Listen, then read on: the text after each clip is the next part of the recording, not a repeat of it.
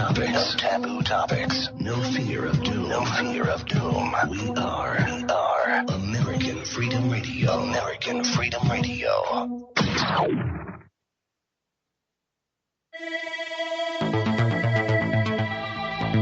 Get ready for the Ochelli effect.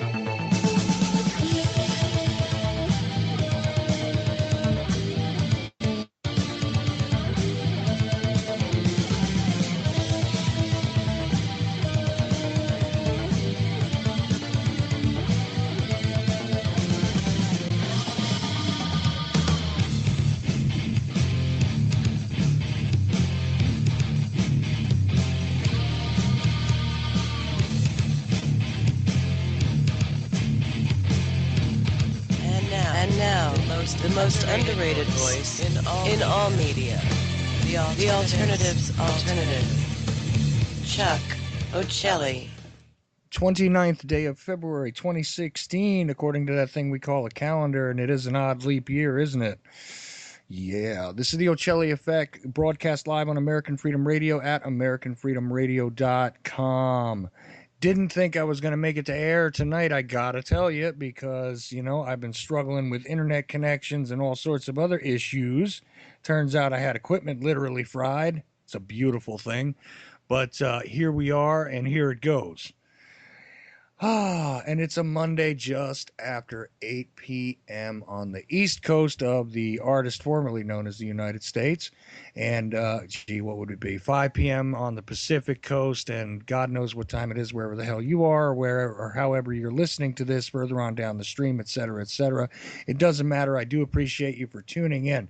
Before I get to the business of a Monday night, which is always strange and fun. But, of course, I've decided to put a little more pressure on myself and add a roundtable element to Monday. Bet you didn't see that one coming unless you were looking at my social media. Want to thank a couple of people who have helped to make things possible. Of course, my number one listener, Patricia B. Love you, lady. And, yes, I do appreciate and see what it is you do, and I thank you. Also, my friend from the chat room known as Belarg. Brother, you and I are going to have a talk. Thank you for your support and the interesting little toys you sent for Frankie and for myself. I really appreciate it, sir. On top of that, let's see. Well, Robin, thank you as well. Everybody who supports me. I would thank every single person who does support me or sends me something or talks to me or whatever. Any sort of encouragement. I do appreciate it. That's for sure. The only people that I don't necessarily thank are those that don't want to be identified, and I know there's a couple of you. But anyway, a couple of other people that I've encountered in recent times, because, you know, a lot of people talk to me and they say that we're talking to older, crusty, patriot type people, crazy people that are middle-aged and living in a basement because they're broke after a divorce, and that's the only people that I'm talking to. Those that are stealing Wi-Fi from the local McDonald's, and that's about it. And those who have basically half of their lives already cashed in and maybe are suffering from all sorts of different things. I say all the time that there is a younger generation emerging, which, you know what, a couple of years ago, if you would have asked me, I was extremely skeptical and worried about what was coming up. Wow, can you believe this phrase? The Homeland Generation at one point in time it was called. Love that term. Hate the term Homeland to begin with. Anyway, we can get into that later. The individuals that I have called together tonight, one of them I haven't been able to pull onto the call yet, but I will try again shortly. Dylan Wade, if you've been listening to my show for a while, of course, Dylan writes for zeninthecar.com. He does the movie reviews. He has done radio shows on various networks. He has come on and just shown up to break my chops, despite the fact that he's just about the age of my oldest child. Anyway, Dylan, how old are you now? 17. 17, right. I know when we first started talking, you were just barely 16, I think. or maybe it was 15.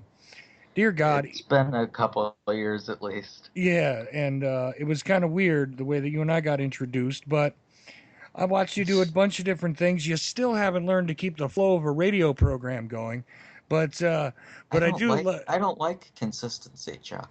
You don't like consistency, smooth conversation, or reasonably professional radio presentation. It's okay, Nope. brother. I still love you, and it's all right. And especially because he's from the Northeast, that means got to have a little bit of a kinship with him, coming out of the same rotten hole which I did, called New Jersey.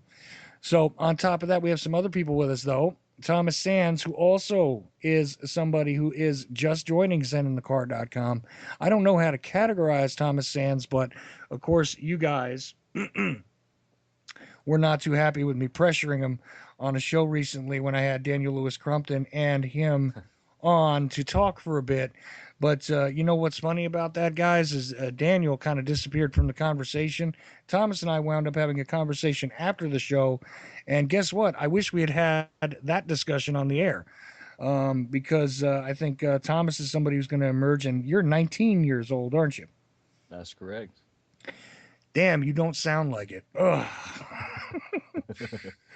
But Thomas, glad to have you back on, man. And I hope I didn't, wound you in any way when you were on last time, because that was not my intent at all. Oh, not too bad. Though I got messages about it, you wouldn't believe it. And last but not least, who I have live right now, our friend from Anon Radio US. I identified him on the graphic as Fox, of course. Probably the most unique character on the panel right now. Oh, thank you very much. Yeah, I'm kind of unique. I don't know how unique I am, but we run an alternative media radio forum, and yeah, we're just trying to promote unique alternative ideas. What do you want to know? Well, there you go. Plus, you do a pretty cool music show where I get to hear stuff that I do not. Yeah, man. I mean, we play some really cutting edge underground. We have an emphasis on like the noir, electronic down tempo stuff of the stuff like Massive Attack, Portishead, and branches off of that nature. And we play a bunch of goth, electronic music, punk rock. Yeah, check us out sometime.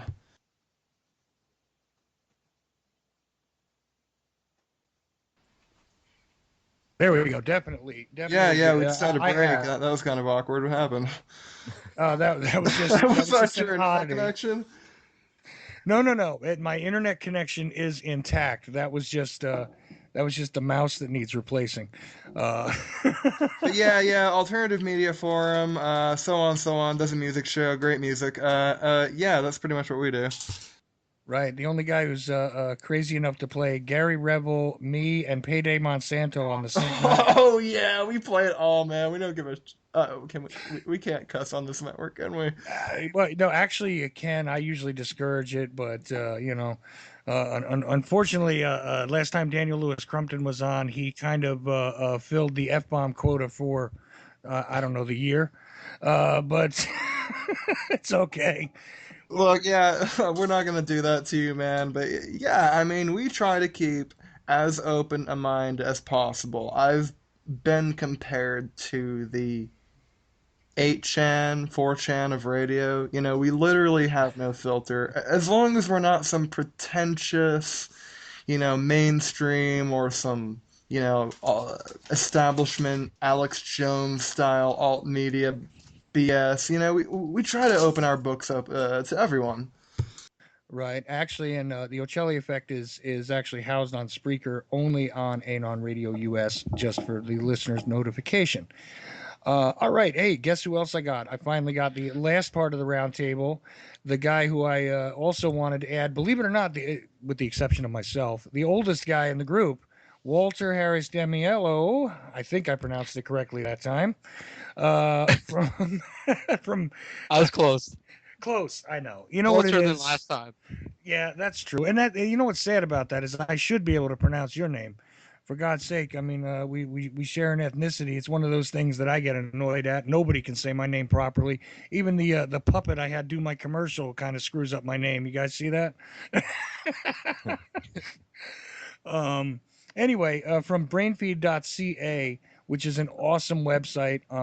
Actually, very much it's devoted to new information, but also has the integrity to share others. Another place where I do count them as an affiliate because it's like my YouTube feed goes through there. Other people are present on brainfeed.ca, but you also do conspiratherapy. I think that's how the show is pronounced. I know I was a guest on there. You've had a lot of interesting people on there, some revolutionary thinkers, authors, radio personalities, etc. Really, if you haven't gone to brainfeed.ca, you need to. Awesome site, and Walter is just one of these guys I love being associated with. And meanwhile, you're only what, like 26 years old or something like that, right? Yeah, that's right, 26. Yep. Well, thank you for that awesome intro, man. That's I hope everyone can hear me loud and clear. Let me know if you can't, because my internet where I live is kind of awful, so I might cut out. So let me know what's going on. But thanks, Chuck, for inviting me in on this. And can everyone hear me? Oh, I hear you. Yes, sir. Yeah, I can hear Okay, you, man. okay, cool. Yeah. So thanks for inviting me in. Okay, cool. I just had to double check there. So my last name is DeMello. So thank you, Chuck, for trying. But that's maybe next time you'll get it. Hey, it's Mello. Where are you located? But I'm up in near Thompson, Manitoba, which is way up there. Well, that's pretty Pretty sweet, way man. I far traveled through up in Canada. Manitoba. We're technically out of Bangor, Maine, home of Stephen King, but we're in Portland right now, and I'm glad to have you on the program tonight. Right on. Yeah, that's awesome, man. Thanks. And then the website is I got brainfeed.ca, and I've got brainfeed.tv, which, like you mentioned, Chuck, has a number of different streams and feeds that I've got connected in from YouTube and other sources that post up alternative media and video reports and all that type of stuff, which is pretty cool. A lot of people are enjoying that. And the podcast that I'm doing is Conspiracy Therapy, which you were on, and I'm also enjoying that because I get to interview people that I've been listening to for quite a long time, and try to connect with them and get their thoughts on what my line of thinking right now is. Yeah, you see, that's kind of what we do at Anon Radio. And Chuck, I do apologize for not mentioning this ahead of time, but we are recording. Do we have your permission to upload this to our network? Yeah, absolutely. You can either do your own, or you can take the AFR archive and drop it up there. Yeah, It's fine. we're recording at the moment using a free program, and I will be posting all of you guys' websites and contact info so people can find you. Awesome. Awesome. Of course, I didn't even get to focus on Thomas Sands very much. He's a writer at this point in time. I've taken a look at some of his stuff, and of course, we discussed on the show when we had Daniel Lewis Crumpton on this. I can't remember the name of it, Thomas, but it was about a towel. I remember that part. Grab your towels. My Grab first your towels. and probably only humorous piece. Well, I don't know, man. I have this feeling that you're going to maintain some humor as your writing progresses. We'll see. So and listen, if you wind up talking to me and Daniel enough off the air, you're gonna have to laugh just to avoid crying. I promise you. So I'll vouch for that. Oh, Dylan, here we go. Yeah, The Truth Speaks, by the way, is the name of Dylan's show in a lot of places. You can find it on YouTube, et cetera, et cetera.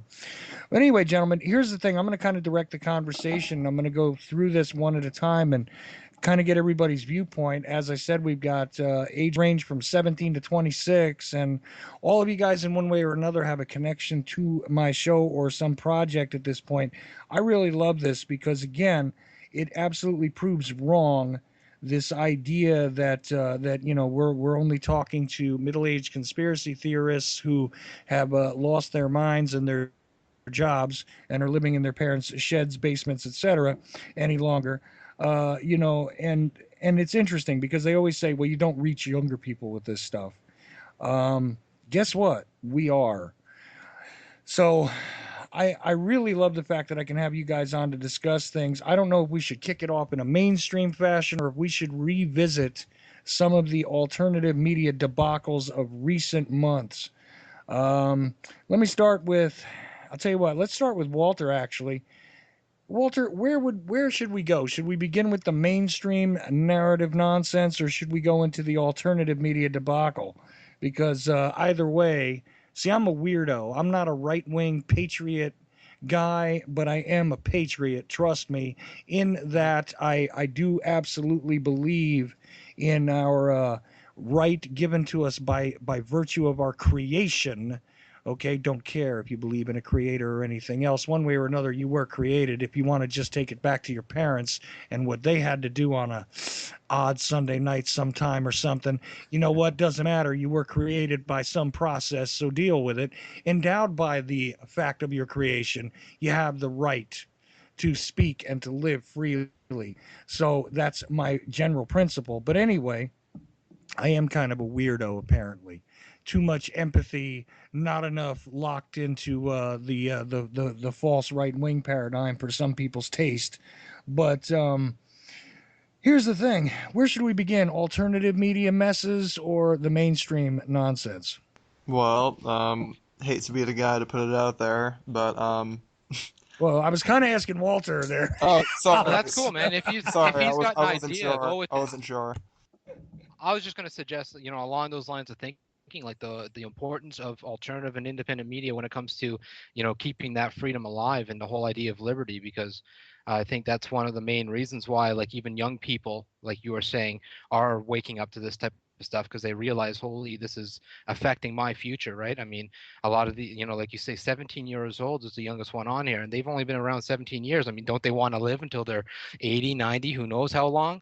But if we keep going down this path of allowing these elitists do whatever type of agenda that they're doing, which we've all been studying, and hopefully a lot of the audience has been studying, then they're not going to be able to enjoy that long life and I think that's probably one of the main reasons why a lot of young people are starting to really wake up to politics and wake up to a lot more things. So I'm not sure if that goes into the mainstream or the alternative, or maybe it's just both, right? Well, no, that goes into a general concept. So that's a third area. Love it, actually, because here's the thing. I would say that when I started having my discussions with Dylan 2 years ago, I think it was 2 years ago, that quite Sounds honestly, about right. yeah, I had no sort of optimism when it came to the younger generation because all I saw was a group of people staring at their iPhones and really seeming not to engage with anything. However, I have noticed that there is a definite faction among that entire generation that is not only awake and aware, but is waking up in a much faster, much more exhilarated manner than anything previous. I mean, look, it took me until I was in my 30s to realize that something was wrong. I'm watching teenagers pick it up. I'm watching 20-year-olds pick it up. I mean, in my 20s, I was concerned with trying to live like a rock star, and I was doing it, even though I wasn't being paid well enough to be a rock star. I lived the life. Um, that's all I was concerned with, and really didn't even think about the next day. Okay, but I would really love to get into this with you guys. Like, what do you think it is that has changed? Because I think only going into maybe 10 years older than where Walter is. I mean, say somebody who's in their 30s now, they didn't have this accelerated awakening. You guys are actually doing it. I mean, this is literally the top and the bottom of the generation that is doing it. So, what do you think, Dylan? I mean, we've gone over what it's like in your high school class, and dear God, exhaustively explained the stupidity in some cases of uh, that can be shown through your generation. But at the same time, you have this accelerated awakening. What do you think about the parallel between the two? Oh, I think you can thank this whole acceleration to the internet. The age of the internet has created this hatred for the establishment media. So there are alternative ways to get it, like we're doing here, and people are liking that because we don't sound like robots. No, absolutely. I get it. The change in the technology certainly shifted the paradigm around. And it gave birth to different mechanisms that were not at the disposal of my generation or the generation after me, because I was sort of the X generation, and then there was what they called the Y generation for a while, which followed me. And we didn't have these tools necessarily. Like, I was introduced to the internet in the '90s. I have the same email address from 1996 or seven, but it's an odd thing. And just for clarity for guys on the panel here, you got to remember, Chuck cannot read all the messages during the show. Okay. Chuck can barely watch the screen or look at the chat room because I don't have good eyesight, guys. So sorry if I miss your messages or whatever. We're actually going to have to handle this verbally. But Thomas, I saw in one of the messages that went by, brought up an interesting point about how there was this idea which was pushed upon people that the younger generation coming up was completely disconnected. I think there's a serious element there where the tool of the internet is utilized for that purpose, but at the same time can also be the proverbial double-edged sword. It can cut both ways. What do you think, Thomas? I think that was Dustin, actually. Well, that was Dustin who said. See, I told you I can't keep track of the text, guys. I'm sorry. I'm just trying to put it out there desperately that they really want you to think that we're idiots.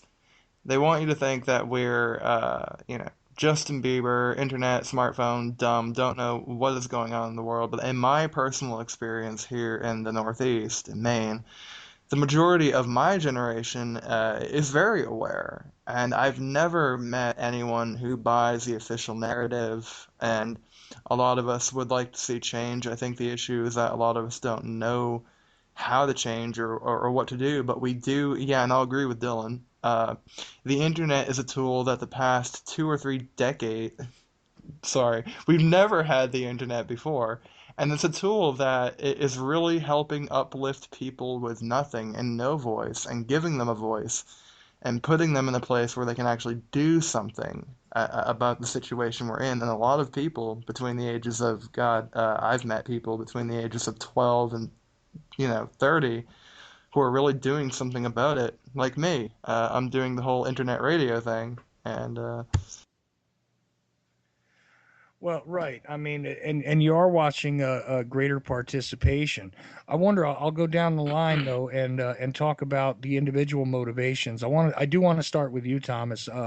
What is it that had motivated you? I mean, what was the ugly change or the ugly reality that smacked you in the face that made you decide that there was a need for you to begin to act and do something?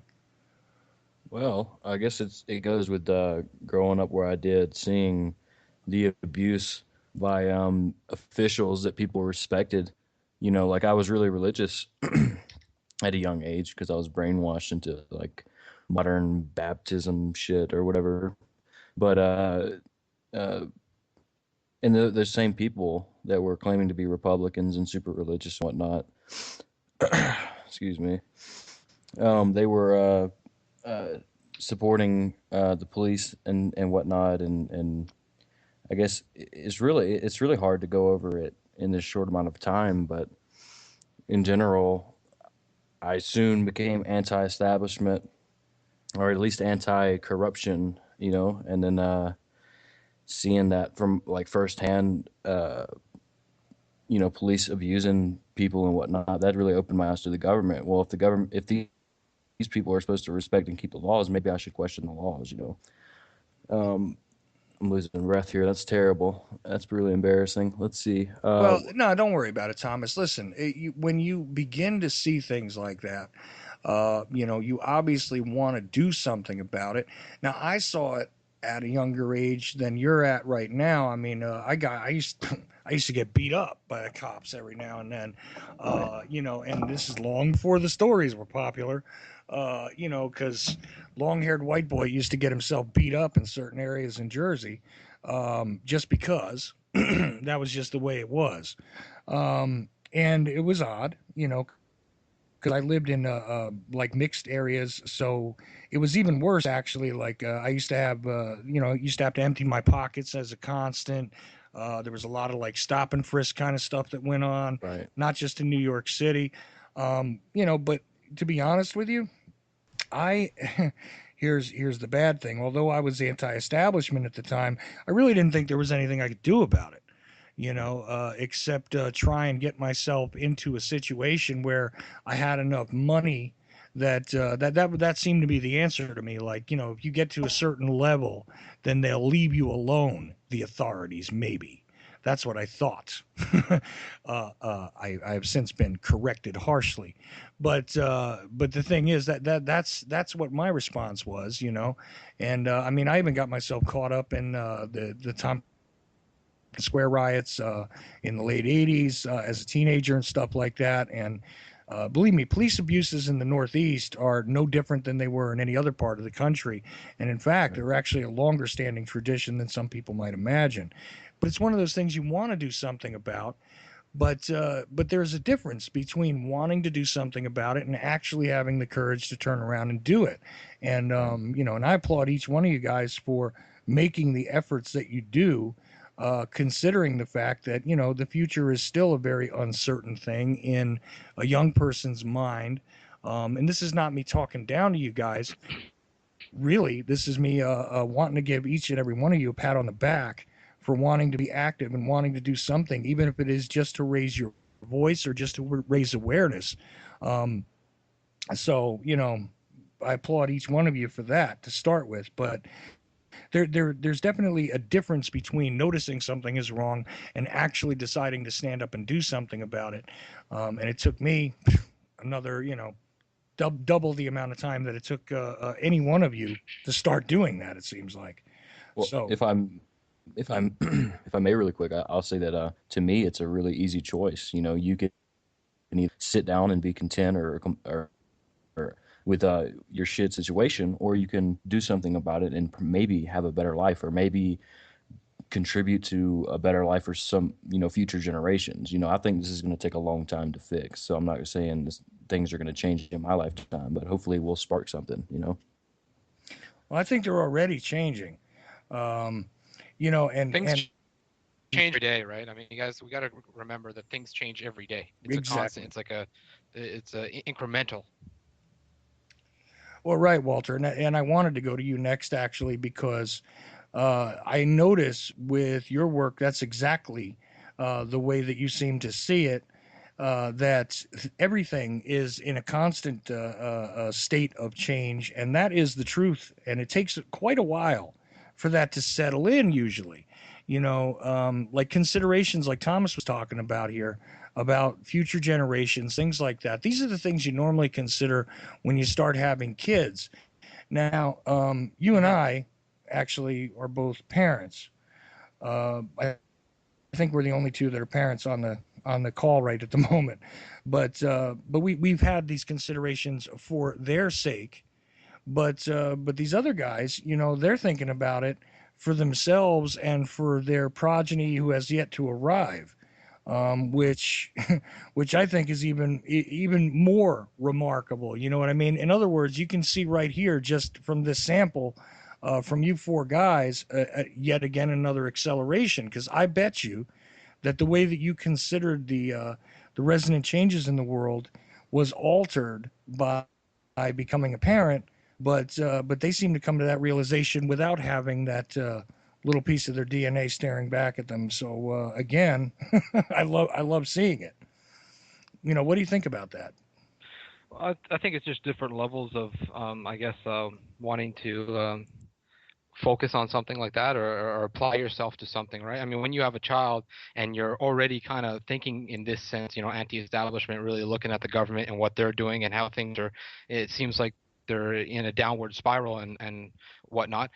When you have a child, that really kind of kicks you in the butt even more, uh, because now you've got a little you're thinking about, and you want them to have a better life, if not as good of a life that you've had thus far, right? And in that sense, like, it really, I mean, mortality, you know, that you start really thinking about mortality a lot more, and the effects that these political leaders have on yourself, your family, your community, and then you know, out from there, your province or state, depending on where you're at, in your country, right? I mean, every little thing that they do does have an effect, not only on you know, whether it be the economic policies or the military policies, but even on just the way people start treating each other differently, on the dialogue that's being said. I mean, as we can see, you know, with the social justice warriors and all the dialogue that's been I guess evolving over the last few years, like, these things have huge impacts. Every little thing, every little event has a huge impact on where it's leading us, right? And so I think that when we think about, oh, we're not going to change things in our generation, it's going to take generations and generations to change things. Well, I mean, it depends on what you're talking about. If you're talking about, like, fixing, like building some sort of utopia, then of course it's going to take generations and generations to build a utopia. But if you're talking about making small changes, whether it be in your own family or in your own community or in your own state or province or whatever, that's going to make changes tomorrow, like instant. You know what I mean? Right. So I think it's important to keep that in mind, you know, as young people out there, not to feel like, you know, all hope is gone and totally devastated about it, or else, you know, you lose. Like, we've lost then. If you've got no drive, if you've got no will to actually want to create effects and things that you can do today and then measure tomorrow, like the effect of it, then we're just kind of lost in the confusion that they've created, right? Exactly. And you know, that coupled with the cure, anybody who was younger for sure. You know, for me, it was odd because I was willing to take the beating. I was willing to take, you know, honestly, here we go. You know, much earlier in life, it was sort of like I could accept being beaten down personally, but I can't accept the idea of my children taking the same beating. Mhm. That's just the way it goes, you know. And then, like, even to add on top of that, I mean, if we start as a society, as individuals, and then eventually as a society, we start looking at each other, our neighbors, our brothers and sisters around us, as our sons, as our daughters, as our mothers and fathers, then that's when things really change, because then we can't see that happen to anyone around us. Mm, exactly. So, you know, and now I want to go back to Dylan real quick, you know, because it was interesting. I watched you with curiosity, going through a lot of interesting information, trying to study the history, getting a handle on what was happening, and doing your radio presentations. And you know, I watched that develop, and I'm wondering, you know, what really was your motive to begin to do something? Because again, and I don't like to focus on this much, but here's another part of every one of you guys. I feel a kinship to for a different reason. Um, Dylan, one of the reasons is that I appreciate and respect the fact that he makes the efforts he does is because he also has a physical handicap, much like I do. So the fact is that it takes a little more effort on our parts to get certain things done. But I wonder about your motives. I mean, you know, you could have just as easily sat there and, you know, taken it and just kind of went with the flow of things and not decided to make any noise or do something that could cause you a little negative attention in the interwebs out there, et cetera, et cetera. You know, what was the thing that made you decide to start even, you know, beginning to make this kind of noise? Uh, well, the event that sort of caused it was the Edward Snowden leaks back in 2013. Uh, I spend most of my time on the computer, so when those leaks came out, I, it it just hit me in a way I don't really know how to describe, but I don't know. I feel like what's the point in sitting around and doing nothing about it? I Right. don't see a reason to just complain about it. Let's try to do something. Well, exactly. And again, I couldn't pick a more diverse group of people, like I said, because you know, just going again to the most interesting character on the panel. You know who I'm addressing, right, Fox? Uh, why do you say interesting? What do you mean by that? Because my friend, here we go with the kinship part of it. that sort of dark, moody resonance that you have. I really have an appreciation for it Yeah, because yeah, okay. I wasn't sure if I should take that as a compliment or as a, oh, he's eccentric, he's, kind of weird. No, yeah, look, eccentric and weird are compliments from me, brother. all right, cool. I was gonna say we're all probably weird here, Yeah, right? yeah, I'm kind of on the, yeah, okay, what were you saying? I If you're better be weird. yeah, look, if you're normal, you're not my friend. So Right. that's the way it works. I don't have normal friends. I don't believe in them. They're against my Well, dang. religion. Oh, So Guess we're not friends then. This is horrible. oh, come on, Thomas. You know what? You already lost one. look, It's man, Dylan, okay. you know what I think Hasn't even made been an hour. Dylan, you know what think made you want to act? Is you've heard all this, conspiracy, the government is coming for you, watching you, blah, blah, blah. But when you heard Edward Snowden come out and say that the system, is real, that actually validated it, you were like, all right, F this, I'm doing something about it. Am I right, Dylan?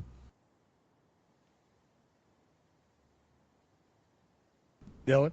Dylan. My Skype Yeah, froze Dylan. while I But was basically, what I muted. was saying is, when Edward Snowden validated the whole conspiracy altogether, it made you want to act, didn't it? It certainly made me look twice.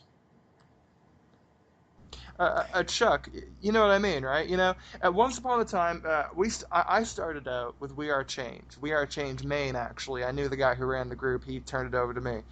And then now I run We Are Change. We started out handing out flyers, and back in 2009, they thought we were crazy. Oh, the government's Mm-hmm. monitoring you. Yeah, bullshit. And then 5, 6, 7 years later, Edward Snowden comes out and says, "Yeah, it's all real." And then we're like, "Damn!" And then more and more people are coming out and doing something about it. People like myself and Dylan. That's what made you act, isn't it, Dylan? Part of it. Yeah, man. Yeah, Definitely part of it. definitely. Well, that's the thing, though. You see, and like I said, it can come from a slightly different perspective. Thomas now wants to count himself as normal, but listen, if you're writing for ZenInTheCar.com, All Thomas, right. how Say no more. Say no more. you know, You are not allowed to be normal, Thomas. really? I mean, come on, man. Yeah. Oh yeah. Oh well. So, all right. But I mean, you can definitely see that there's different attitudes here, but it's all about the same thing. It's about knowing that the world around us definitely has evolved or de-evolved to a place that we did not wish to see it go, and sometimes the realities came to us at different place, at different points, and through different messengers. Let's just say, but the message is received nonetheless that this is not the world that we would like to see continue, and the trajectory is off as far as we're concerned. And I almost don't even like the term liberty anymore. I've got to tell you, I do like freedom. I like that word. I don't know. Liberty is one of those odd words in my estimation, but It's been It's become hijacked in the media. abused. Yeah. yeah, and that's where I want to go next, actually. Um, and here's something that I haven't even touched upon with Walter. So I'm going to start with him. You know, here we go. You ready? Yeah. Okay, the whole situation in Oregon that went down not too long ago. All right. Now, I've got personal reasons for the way I see things there, and I am completely and thoroughly disgusted with all sides of the equation. Um, but enough about what I see. What did you see? Because, first of all, you're Canadian. So you kind of, I mean, Canadian is odd because you kind of have an outsider perspective, but not so much, in a way. What did you see as far as that whole thing that went down, and the Bundys showing up, and the whole thing with the Hammonds, and how it actually ends up, and Lavoy I gotta Finicum. I mean, address anything you want. I've got to be honest with you guys that I didn't really study the case that much. I was kind of in my own world with other research I was doing. I mean, I followed bits and pieces of it that was on YouTube or Facebook, like little segments of it, but I never actually did enough in-depth research to speak on from a professional spot or a credible spot, right? So, but what I would say is like based on what I do know, it seems that like when you do something like these guys, the militias did, you better make sure you've got a lot of people backing you, or else the police will come in and shoot you. And that's kind of like my major take from it. It seems like they didn't have enough support from the community to get away or to get something that would be constructive rather than destructive. Mm. And that is an honest and decent analysis based on your perspective. You know, Dylan, what did you think of what went down in Oregon? It was a mess. It's a disaster. What, what happened there? It erased a lot of progress that we had made. Okay, well, I you wind up I gotta falling. agree with that. Yeah, you wind up falling into line almost exactly where I am, I think, which is that nobody comes out of there looking like they did the right thing, in my estimation. But anyway, uh, how about you, Fox? I mean, really, what did you think about it? I mean, whatever you want to say it.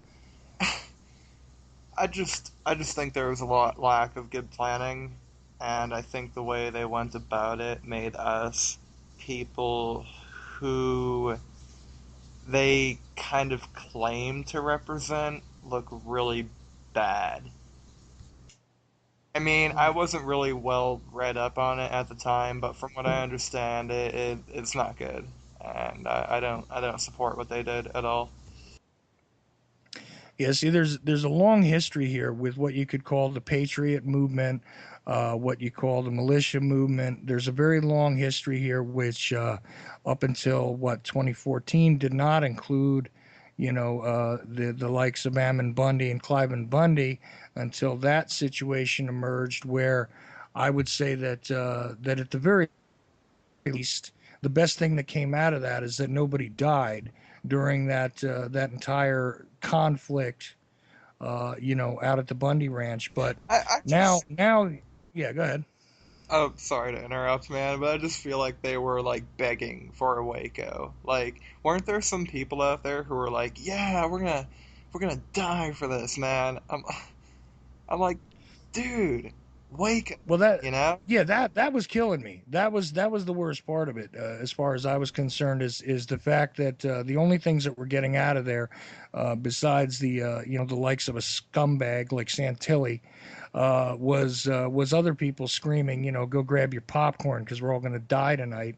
That phrase will stick with me the rest of my life because it just completely disgusted me, and I think devalued the entire notion of a movement which seeks to reclaim constitutional rights, which I don't think is a negative at all, and should not be viewed in the through the lens of domestic terrorism and all this other nonsense. This is not the way it's supposed to be, and the fact that they still point to things like Waco, and Ruby Ridge, in regards to the entire movement, it's it's really an unfair characterization.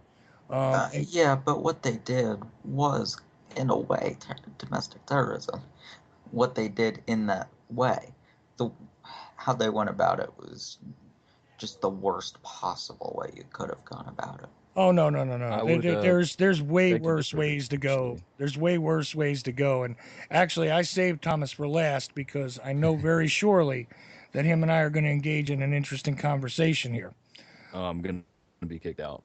You're not. I will not kick you out. I promise you that. As long as you don't start screaming over people, we're Oh gonna. yeah. We If he stay. hasn't, We stay if rational. We stay as long as we stay rational and don't interrupt each other like crazy. Everybody stays on. Yeah. Okay, so Cool. I will not cut you off, sir. I want to actually ask Think everybody to give Thomas a chance to speak here. Go ahead. think Dylan was saying something though, real quick. Oh, well, Dylan, if you No, got something else to add, no, go ahead. No, Okay. no. go ahead, Okay. Thomas. Um. Well, I don't think it went well. Of course, I know it didn't well. Went. I know it didn't go well, but I thought it could have been planned better. And I think they should have kicked some people out of the compound that were making them look like idiots, especially near the end there. But no one was left at the end to kick those terribly ignorant people out, or either plants, no matter how you want to look at it. Hmm. But I I have a hard time justifying or saying that anyone is wrong when they peacefully or well, I'm not. I can't even say peacefully. I have a problem justifying or what am I trying to say here? Oh yeah, yeah. Sorry about that. Drank 2 Red Bulls and it's hard to think. I thought it would Oh, I help, but it know the didn't. feeling, man. Continue. It's listen, Yeah. Thomas, don't Um. worry, brother. Don't Yeah. Yeah. apologize. It's Dude, okay. I have Oh yeah. such It horrible gives me time to think though. social awkwardness. Yeah, you're good, man. Keep going. Yeah, please. It's hard for me to say that they were wrong in any way because they didn't hurt anyone. The only person that was hurt here was Lavoy, and to me, in my opinion, he was murdered in the streets. To me, they were fighting against, no matter how they did it. There are better ways than some. No matter how they did it, they were still fighting against an institution or an organization that shouldn't exist, that shouldn't be in existence, that has power that we continue every day to allow them to have. Uh, so I can't say that they're terrible and they're wrong and they ruin what we've been working for. I just say that there's some people that want to stand up against the bully and they suffered for it. Now, I mean, you have Jason Patrick and the other ones in prison. At first, I heard 6 years, but now I'm hearing life. To me, that's totally unfair. They hurt no one, and if they want to go on guns, that's for their own safety. Because, as we've known from the past, if you call for people to unite against the government, you'll be imprisoned or killed more than likely. So that's all I want to say on it for right now, at least. No, and I understand that point of view, but the problem is, okay, we'll take the debate into another area and see how you feel about it. Okay, Mhm. you got a viewpoint on abortion by chance? Um, I'm not a one, so it's hard to. Okay, uh, I think it might prohibit a life, but a lot of things prohibit a life, such as not having sex. So hmm uh, I don't really have a view on it well per se. let's take a for instance here. All right. Let's imagine for a moment that you believe, based on religious dogma, moral upbringing, whatever it may be, that in fact abortion in and of itself is murder. And that is all it is, pure and simple. Okay, you have a very clear cut understanding of it. This is part of your belief. In fact, I don't argue with people that have this belief. Um, I don't believe they're correct, but it doesn't mean that I totally disagree with them either. Okay, so I'm in an ambiguous spot personally myself with this. But let's just say that you're somebody who believes that.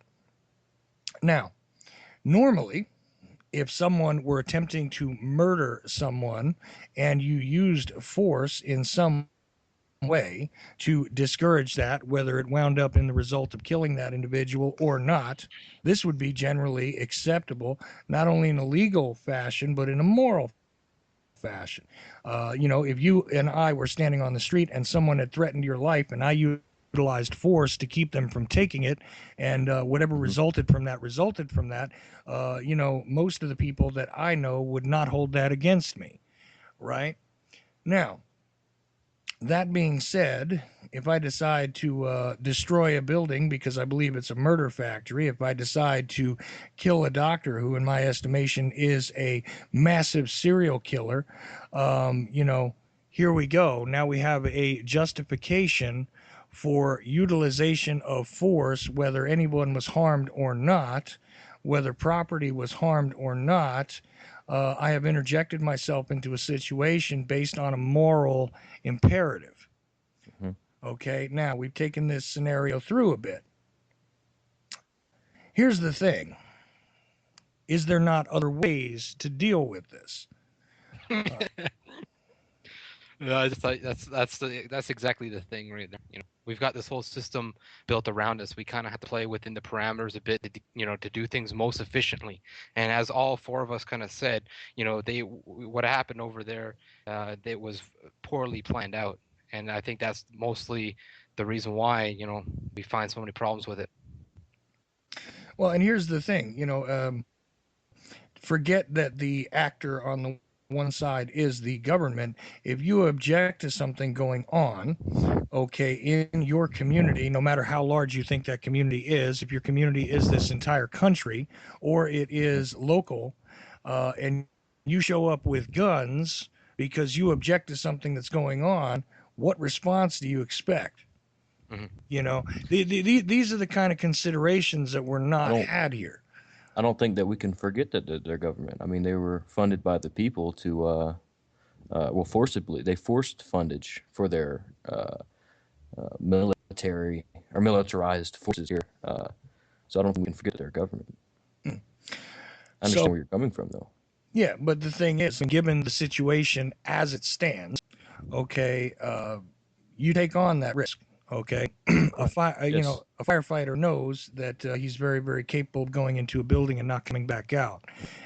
Some who signs up for military service is aware of the fact that they are looking to lose life, limb, and various other faculties when they decide to submit themselves to service, so on and so forth. So there is that perspective as well. Um, do I think that Lavoy Finicum was killed in a justified way? No, but you know what? When you take a look at that particular situation, the way it emerged, and I know you and I disagree with on this issue pretty extremely. Um, Here's the thing: I don't see how it could have ended another way based on what I saw. Now was I there? No, but you don't have to resist arrest in the way that I believe he did. And whether he was being lawfully arrested or not, that is something that could have been handled at a later date. It is very sad to me that Jason Patrick is in jail because this guy went out there, I know very well, with clean motivations. Yes. And that kills me. I question the motives of some of the other people involved, and not just the obvious characters. Right. Okay, I really do question the motives of individuals who call upon others to put themselves in harm's way without a proper plan, without even a a reasonable way of dealing with things. So I mean, there's a lot that can be said about this, but listen, bottom line is once the situation has come together and you're in that position, if what I'm seeing on that video is correct and you've got guns pointed at you, you got to be very, very careful as soon as people are pointing guns as to how you behave. Okay. And I don't care if it's citizens or it's government people that are pointing guns. Can I weigh in on Lavoy Finicum for a minute? Well, yeah, sure. If you want to, Dylan. Good. He, in an interview before the incident happened, said he was ready to die before he got arrested. I looked at the situation with that interview in mind and thought, okay, this is more than likely suicide by cops. I believe that's correct, Dylan, and I'll tell you why. Because I was in contact with him personally, and I think that it's a little bit. He wasn't a trained public speaker, okay, and didn't consider every single one of his words the way a lot of other people might. All right, and was he willing to die for a cause? Yes. Do I think he was spoiling to do so? No, I would absolutely object to that characterization based on the individual I interacted with. That's fair. I was just going off of what I personally saw. But if you were in contact with him, that adds something I didn't have. Well, there's also, I mean, if you take a look at public statements, I mean, he made some pretty reasonable assertions about how to communicate and how to deal with the situation. When reporters were trying to goad him into saying that he was, ready to die and ready to go and everything else, he was saying, listen, how about we don't point guns at each other at all? And I'm paraphrasing here, but how about we don't point guns at each other at all, and we have a discussion, which was very logical and very sensible, and was actually one of the things that was lacking here in quite a few instances where people were making public spectacles of themselves as opposed to actually having discourse that could have accomplished something. But anyway, I'm having a young person roundtable here on the Ochelli Effect tonight, and that is the music that's going to take us out of the first hour. So we will be right back on American Freedom Radio after this break. Walter Harris, Damiello, Fox, Thomas Sands, and Dylan Wade all with me tonight on the Ochelli Effect. Guys, stay tuned. I'm sure this discussion is going to go deeper. Hang around.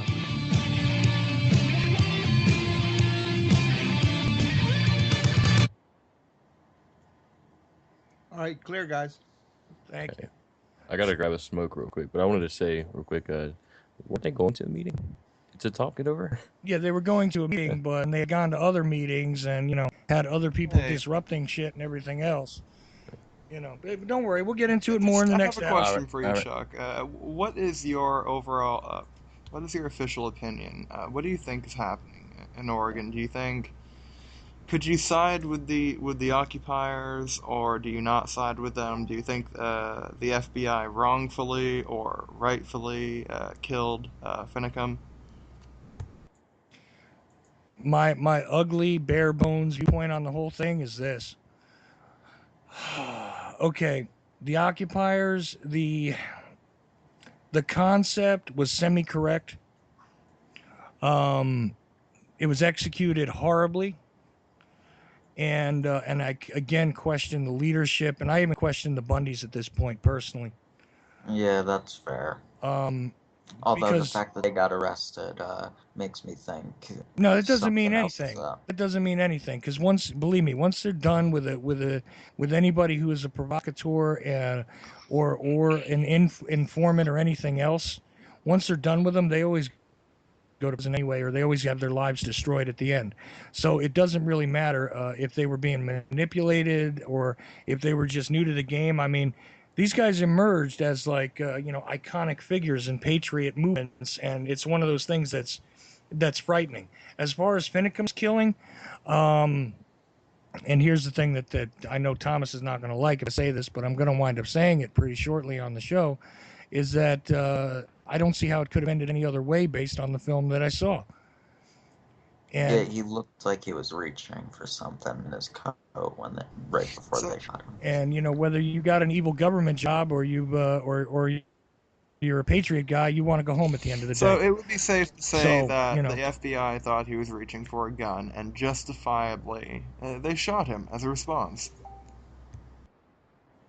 Yeah. Now, as to whether that was maneuvered correctly or that was that was the thing that should have went down, that they should have trapped him like they did and all that's a lot of different disputes. But in that moment, he didn't behave the way he needed to get out of there alive. So, and I put a very serious, heavy responsibility on leadership and guys like Santilli, people that ramped it up and hyped it up too. This is a hard question to ask because I don't really know how to ask it. Do you think that Lavoie was a part of the group of people who was, legit, or a part of that group of people like Santilli who wasn't legit? Do you think he was? No, Lavoie I think was legit. Yeah, because I don't think he was ready to die. I think that he died and made a bad decision, but unlike Santilli, I don't think he was trained to make good decisions, in accordance with, public speaking and how people would view him. And in the end, I think the public will see him as some kind of a terrorist, and I don't think that's true. No, and not fair at all. Exactly. I think it's a rather unfortunate end to a guy who probably meant extremely well, and got himself into a bad spot. Yeah. That's the awful part of it. All right, Anyway. I didn't mean gentlemen. it. Oh, we're getting ready to go back? Yeah, we're getting ready to go back. I'm gonna turn the queue up. All right, cool. Have fun. Trying. Artillery batteries not included. No rules. No rules. No taboo topics. No taboo topics. No fear of doom. No fear of doom. We are American Freedom Radio. American Freedom Radio.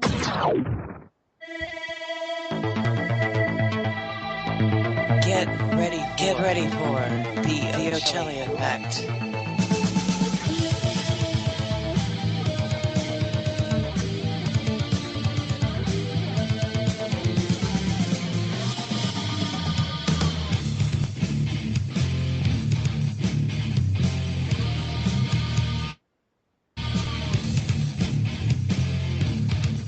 And now, the most underrated voice in all media. The alternative's alternative. Chuck Ochelli. Second hour of the Ochelli Effect begins on American Freedom Radio at AmericanFreedomRadio.com. And we do welcome you no matter where you're hearing this show. Further on down the stream, every single listener is appreciated. And don't care what time of day it is, where you are. Right now, if you're listening to us live, though, it's just after 9 p.m. on the East Coast of the formerly united, currently occupied, alleged states of corporate America. Anyway, my guests tonight, Thomas Sands and Dylan Wade, both write for ZenInTheCar.com. Our friend Mr. Fox from Anon Radio US, and Walter Harris D'Amello from brainfeed.ca and brainfeed.tv as well. But You got it right. Good job, buddy. there we go. Finally. It only took me about 10 times to try in there. That's okay. Yeah, well, hey, look, like I said, everybody butchers my name too. Yeah. And we were discussing in the last hour the debacle in Oregon, and I don't think anybody on this call is going to agree exactly on the way it went down, but I think we can all agree that this is not the outcome that any of us would have wanted to see based on the situation that emerged. And it's just, I look at it with a heavy heart because, there is a lot of years and a lot of things that went into, this crescendo building up. And as far as the public is concerned, it's just a bunch of crazy white boys. And of course, at one point after they got, told that they didn't have any black guys among them, one black guy emerged in the media pictures, real bad there. But anyway, crazy white boys with their guns and, it's just, vanilla ISIS, right? I mean, that was the term they used when it emerged. And that's an unfortunate thing. They call it Al Qaeda. Remember that? Al Qaeda. Oh, Al Qaeda. That was the other one. Yeah, I forgot about that one. Thank you, Walter. Oh, The internet's too. very clever. The Yeah. internet's very clever. And, well, the internet is very clever depending on where you go, Dylan, because there's Yeah, fair enough. plenty of stupidity to be had there if that's what you want. Stupidity, pornography, and maniacs screaming that spiders are actually the people around them. But yeah, you can get everything on that internet. I think you have to look at the location too. I just moved up here around the area, Idaho, Oregon, Wyoming kind of thing. Right. I haven't seen any black people, which is really confusing. I don't know where. Thought it was a more diverse country, but I guess not. But also too, non-whites, I guess you can say, are not really, I guess, less likely to join up with the movement because of either how the lunatics in the movement or either the media portrays us. So that's something to keep in mind too. Well, yeah, absolutely. And this all began, to be honest with you guys, a little before everybody's time here, when the Oklahoma City bombing happened. As far as the national discourse on this subject, that's when the patriot movement emerges for most of America, believe it or not, because Timothy McVeigh was involved with militias, was involved with, of course, white supremacy as well, but it was the militia movement, the idea that there was all these isolated groups of people that believed in their Second Amendment, believed in maintaining an armed militia in their states and things like that. That's really when the conversation begins for most of this country. And not a good foot to start on, first of all. Which, by the way, just for clarification here, I am not saying that I believe anything regarding the official narrative as far as Timothy McVeigh goes. I think we're looking at the precursor to 9/11 in Oklahoma City. But I'm just a crazy conspiracy theory guy. So what are you going to do? I really do believe it's worth mentioning that that's where it begins. As far as, like I say, the national discourse, as far as this coming out to the general public's mind, and from that point on, the trajectory was ever tainted, and we don't get any favors done by a lot of these white supremacy groups, which is interesting because, of course, this comes up in mainstream media this week. Unless anybody wants to make any further comments or have any further discussion on the debacle in Oregon, I'd like to move along to something else. Anybody want to continue on that? Nope. All righty then. So the deal is this. The Trump factor. Okay, let's talk about it. Yikes. I've got a lot of feelings about this situation. Of course, we met CNN's, MSNBC's, et cetera, et cetera. It is fascinating to note they're now beginning to turn on their ratings golden boy, but little too late. Go ahead. I'm actually listening to I'm actually listening to CNN right now, and all they can talk about is Trump. And me and you had a conversation about Trump. MSNBC. Yeah, MSNBC. Yeah, let's talk about that. Yeah, let's talk about that. So, in case people haven't been tuning in lately to that nonsense, let me save you the trouble and tell you that at this point, part of the narrative is that David Duke, who is known as the former Grand Wizard of the KKK, was a GOP presidential candidate in the 90s. This guy, wonderful human being, part of the white nationalist movement, et cetera, and somebody I actually did approach to try and see if he'd be a guest on my show. That ought to be interesting if that comes to pass. I'm not going to try and promote where he is or anything because he actually does a radio show himself. But to hell with the guy. I really don't have any love for this guy, but I found it interesting that now they mildly mentioned before that there's a bit of a racist undercurrent, in the Trump movement. It's fascinating to note. And today, of course, Really? yeah, and today, of course, we had a group of individuals, trying to hold hands and speaking out about Black Lives Matter at one of his rallies. And of course, security removed them as gingerly as they could, because just from past personal experience, let me tell you that any security hired by Donald Trump does not handle people with kid gloves.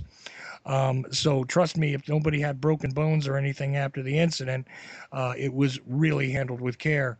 But anyway, it's kind of fascinating to watch this guy make a lot of statements that would normally have disqualified any other candidate for dog catcher in any part of the country, generally speaking.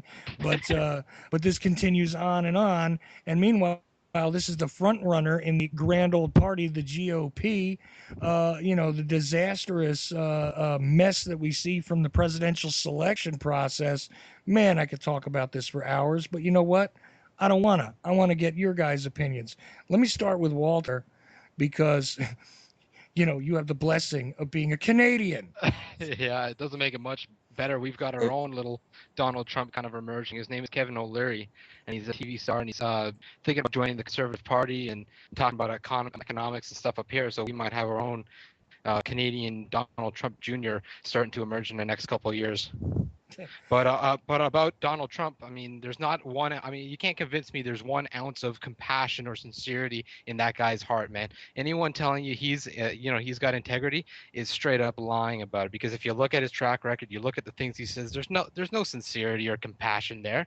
It's all just a character, and an effort to expand his brand, which is his name, and make more money. Mm. That's one aspect of it. I'll tell you, here's the nicest thing I'm going to say about him. Ready? At the very least, he's a criminal who is pretty much openly a criminal. I mean, denies it, but rubs it in your face at the same time. You got to love it. It's very much like watching a mob guy go to church. Uh, you know, we're going to make America great, even though I destroy everything I touch. We're going to take care of the immigrant population, even though that's what I utilize for workers. We're going to get fair trade deals, even though I don't believe in fair trade. Hold on, I'm not done yet. We're gonna turn around and we're gonna get rid of the deal makers that have screwed everybody over, even though that's what I've made a career doing. We're gonna turn around and make everything legitimate and wonderful again, even though I'm one of the most corrosive elements in business or in reality today, and I am nothing more than a stuffed shirt. But hey, we're gonna make America great again, based on me being the greatest job creator God ever gave us. Yes. I miss your Chuck, that was rants, brilliant. Chuck. Hey, let's talk about Trump being involved with the mob, because I'm hearing stuff, particularly coming out of Joe Rogan, and I've heard a lot. Sorry, Joe Rogan is the only person I can actually quote. Look, him being involved with the mob. Apparently, Is his he buddy screwed Joey? a His bunch buddy of Joey. I think what you're mentioning. contractors. Hold on, bud. Joey Diaz. I think Uh, that's who you're talking yeah, about. that's it. I Joey saw Diaz was like on Joe about Rogan a talking about it. 20-minute clip where he talks about a Yeah. bunch of contractors being screwed over and Trump being involved with the mob. And maybe we could bring to light on the show tonight some air of legitimacy about that. Ochelli, anyone, what do you think about that? Oh, I'll let you guys at it first, and then I'll Um, have fun. Good, Thomas. You got something to say on that? as far as being involved with the mob, all I've heard is that he wanted to start some casinos and they wouldn't let him. Yeah, poor Donald. I Good, just Dylan. wanted to Be disagree with something Walter said, but first, Chuck, I just want to say I was right about Jeb. yes. Well, I want to say it on air now. yeah. Everybody was right about Jeb. You know what it is? I underestimated the fact that the best criminal wins. So Trump is actually more of a criminal than the Bush crime family. That's impressive. Well, he is on a singular level as a singular candidate. The guy is definitely a more prolific criminal. Very simple. Yeah. Now, you and I have the distinct privilege of having lived in New Jersey. Yeah. Privilege. Yeah. So, what do you know? Do you know anything about this stuff? Because you know what, Trump's image is very clean in later years, but I've got a longer line of reasoning on this guy. So go ahead. No, I didn't. I wasn't really aware during that period where he was active. Um, but I want to disagree with something that Walter said real quick, if that's okay, Yeah. about him being in it just for the money. I wish that was it. I really wish that was it, but I think he actually wants it this time. Oh no, Wants what? he's enough of a narcissist to want it, but you know how correct you want me to fix this for you, because I know Walter's correct, and I know that you think you're correct. But here's the deal. Think about this for a second. If I can become president and write executive actions, write executive orders, and I can influence business, by the time I'm done with 4 years, because there's no way in hell he's going to get 8. By the time I'm done with 4 years, what do I get on the back end? Yeah, fair enough. Yeah. But by 4 years, he'll have crashed the economy. The economy's going to crash itself. Yeah, but see, a crashed economy is a great opportunity for these parasites to make more money. See, that's the thing. Also, they've been saying that the economy is going to crash for how many years now? Has Alex Jones and other economists been saying that the economy is going to collapse and the dollar is going to collapse? I mean, is it going to happen this year or not? I don't know. I've been the one for a couple of years saying it's not going to happen, but eventually I'm not it has specifically asking you, Dylan. I was just saying, like, rhetorically, that, how are we going to know that the economy is going to collapse? And when it comes to Donald Trump, when it comes about money, making money, it's not just about money, it's also the power. And just like, we all know he's a narcissist and he wants that power and stuff like that. I mean, there's reasons he didn't come in to do this. He's not running for president to help the general population or to help the poor people. He's not in it for the right reason. He's in it for himself, right? I mean, that's pretty Of obvious. course. Yeah, we'll agree on that one. Now, to get back to the criminal lineage of Trump, look, it's real simple. Yeah, there's a lot of things that you can't get done in the tri-state area unless you deal with guys who happen to have vowels at the end of their names. It's just that simple. I mean, look, everything from waste disposal to union management. Yeah, absolutely. If you're going to do business there in New York, New Jersey, Pennsylvania, guess what? That's who you're dealing with. All right, it's just the way of things. That's why I thought it was extremely ironic that Chris Christie was going to lend him legitimacy. Meanwhile, this is a guy who's strong arming people. Yeah, Governor Krispy Kreme, exactly, is to arm twisting in his own state publicly, over Bridgegate, and you don't even want to know what happened when that story emerged. I was first starting my radio show. I tried to get somebody on who had been dismissed from the governor's office. They were terrified to come on my radio show, and I only had a couple of dozen listeners at that point. I mean, Can we talk about that video that came out earlier today of Crispy just kind of bowing his head when Trump says, "Get on your plane and go home"? Oh well. Well, just like that just felt so good. Well, just like Sarah Palin, he pulls out his Muppet, he pulls the strings, and then he tosses it back in the box. I mean, this is the way the game is played. I know. It just felt so good to see Krispy Kreme knocked down a peg. Yeah, well, because again, who's actually got the leverage? All right, does the governor of New Jersey actually run every? No, not as much as you might think. Nope. So when it came to dealing with stuff like cement, which he required a lot of in order to build the casinos that, some of them going bankrupt and everything else, which, by the way, contractors did get screwed over. Some of them had no way to complain about it because they were undocumented to begin with. I remember the Polish brigades coming into Jersey. They actually got housed at cheap crap hotels just off of the beach, like, some of the real sort of dive areas. These guys couldn't hardly afford to buy lunch, and they were slaving away for less than 25% of what an average construction worker would have been paid to do labor. And this wasn't even, guys, I'm not even saying like a guy who's there to clean up a construction site. I'm talking about guys who were doing, highly skilled things like welding and mason work and stuff like that, were getting paid as if they were cleaning up construction sites because they were undocumented. Now, he claims plausible deniability because it was subcontractors who participated in this stuff. But this is not something that happened on one project. Yeah, there's one major lawsuit that pointed it out, but that's not where it ends. The other thing is, try and find me somebody who works in the Trump motel or hotel in Atlantic City, the ones that are still there, that still have his name on them, by the way, because let's not forget the bankruptcies, but the ones that still have, some sort of semblance of being owned by him, you know what? A lot of those workers there don't seem to speak English. Now, I can't verify whether they're documented or not, but, it's pretty fascinating to watch a guy talking about building walls to keep out the people that he employs. I don't know. It just seems odd. Yeah.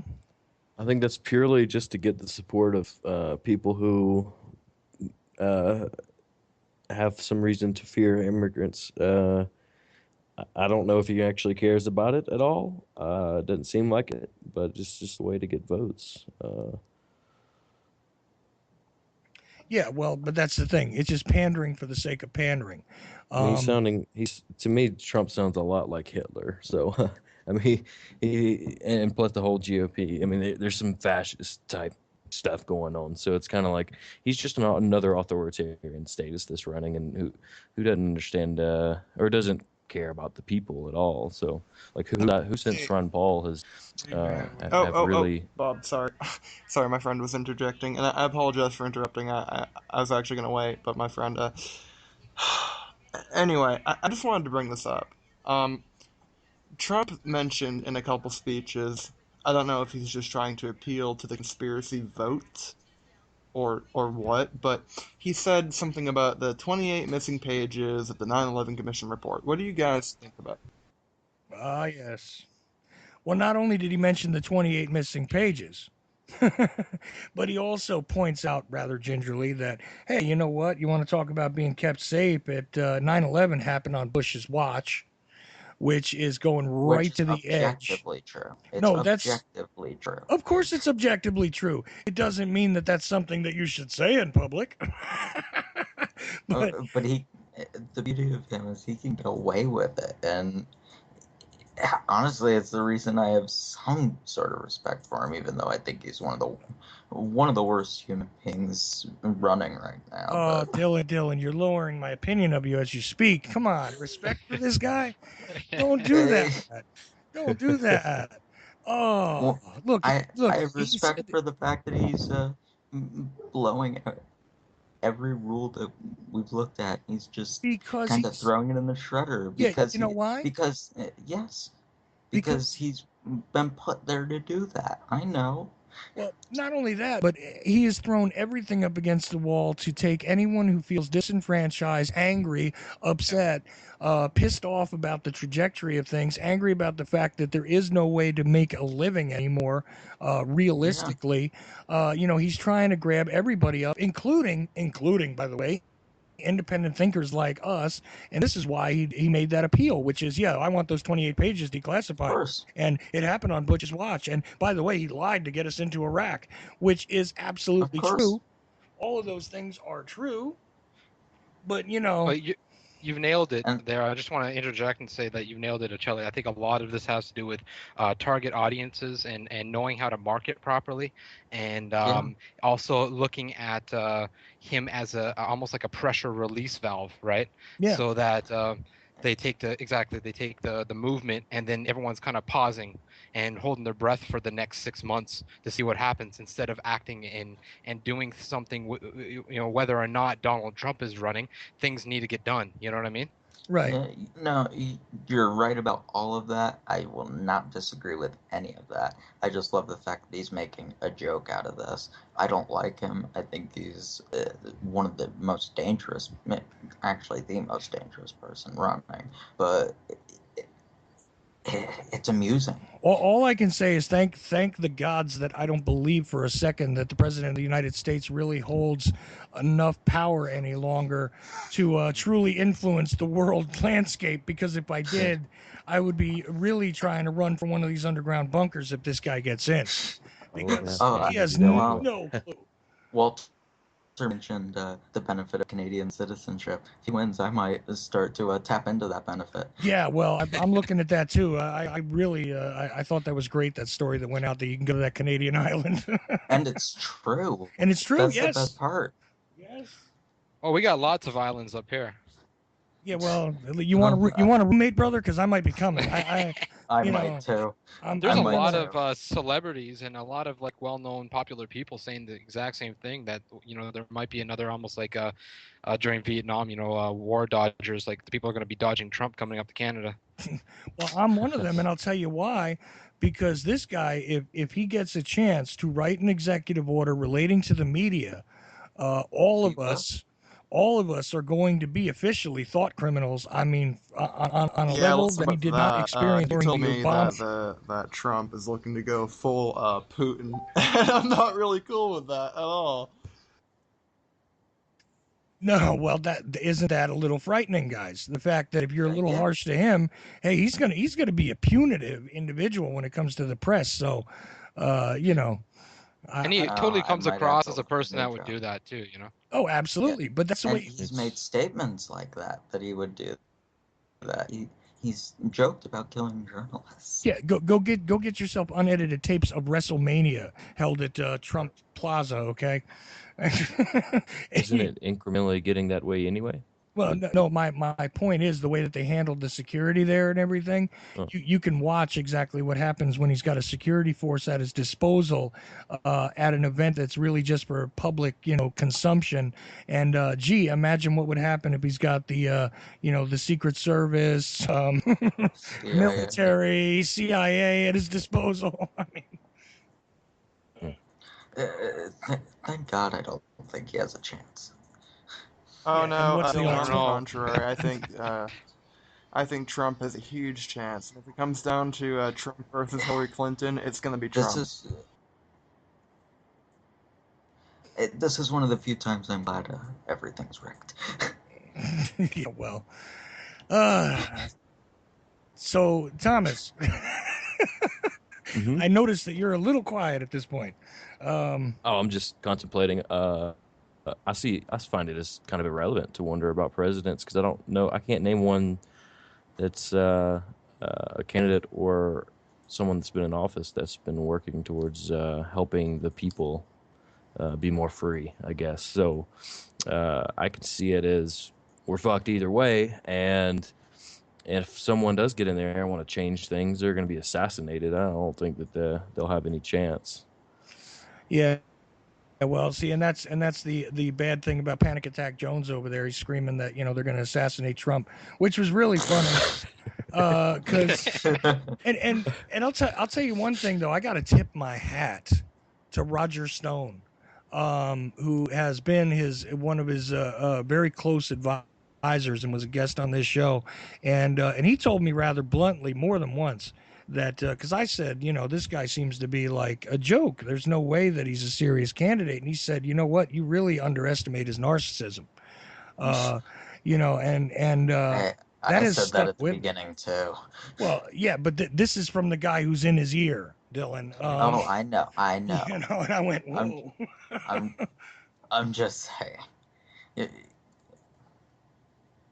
I think that's what what this is about too. I think a lot of the elites, like whether they be politicians, career politicians, or just like rich people, they're kind of getting kind of scared about the way things are heading, especially the economy and whatnot. I think. I mean, I have no real definite proof. I'm just going on my gut that I think that a lot of these rich people are kind of getting scared. So maybe they're trying to get someone that might get in there and make the economy more stable, for they can continue the mass looting and continue, getting rich and more, more rich, pretty much.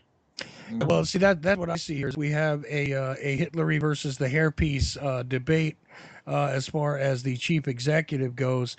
It's just a question as to which exit of the Grand Bank they're going to pull the getaway car up to when they empty the vault.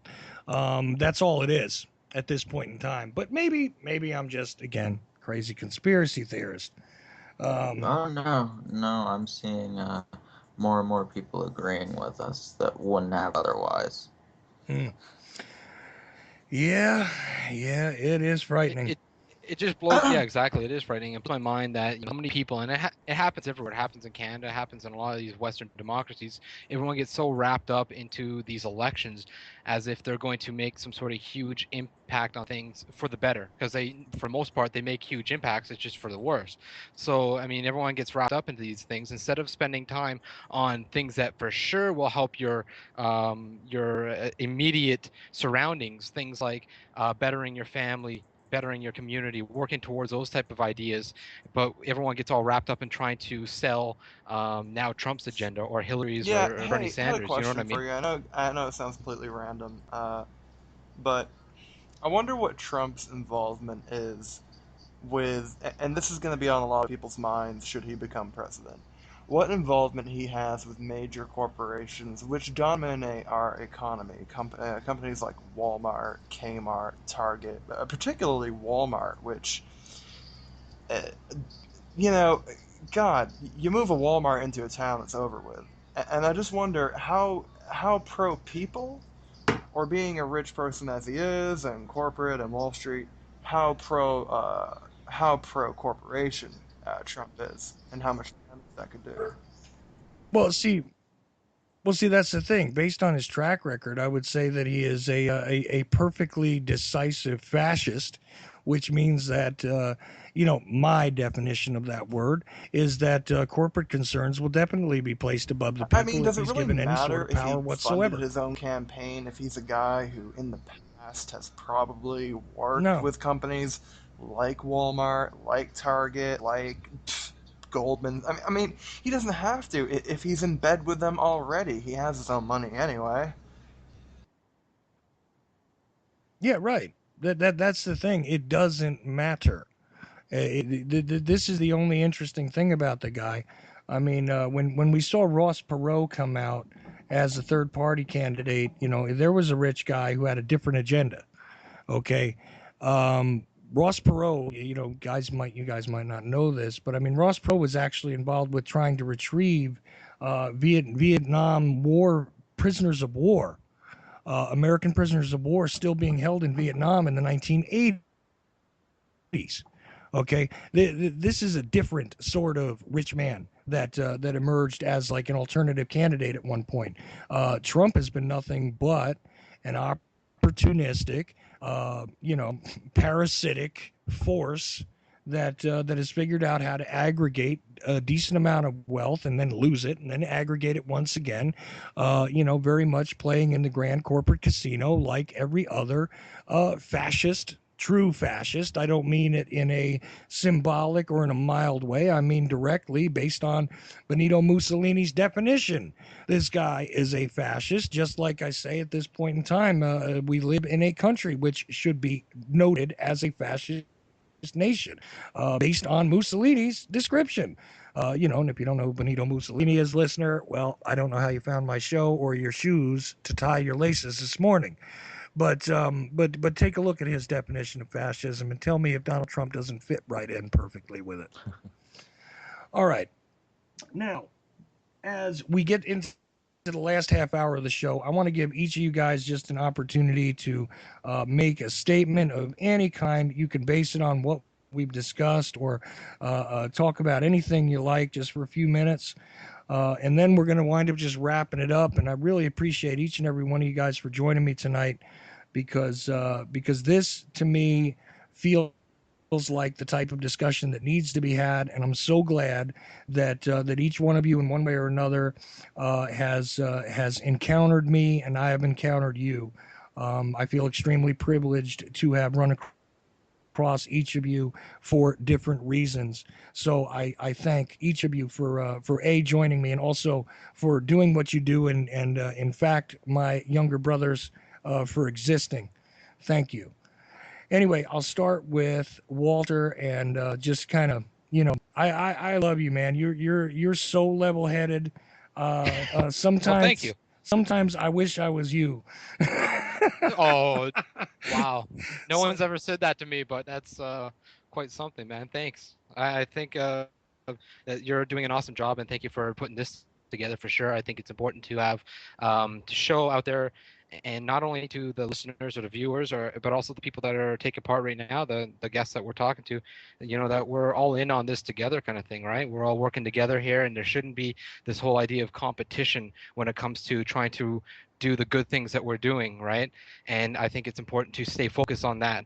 It's important to stay focused on your drive and your goals. And if you can align those up with doing something good, I mean, if that's part of your, I guess, operation, modus operandi kind of thing, if you want to do something good with yourself and do something good for your community and the people around you, then focus on that and then just keep working towards that. And no matter what happens, you'll always be happy because you're doing something that you want to do and you're doing something that's good for yourself and good for people around you. And I think that's really where the alternative and independent media need to start focusing more on, rather than focusing on the doom and gloom and focusing on labels and dividing all us each of us up, and instead of dividing us up into like, oh, this guy's smart, this guy's stupid, this guy's right, this guy's wrong, we need to focus more on what can we do for ourselves and our community and our family around us? What type of good things? What type of whether that's bringing knowledge or bringing skills or these type of ideas of constructing something around us, because Donald Trump and whoever else, Hillary Clinton or these politicians are not going to do this. There's always going to be another election. There's always going to be politicians there to distract us from actually doing something.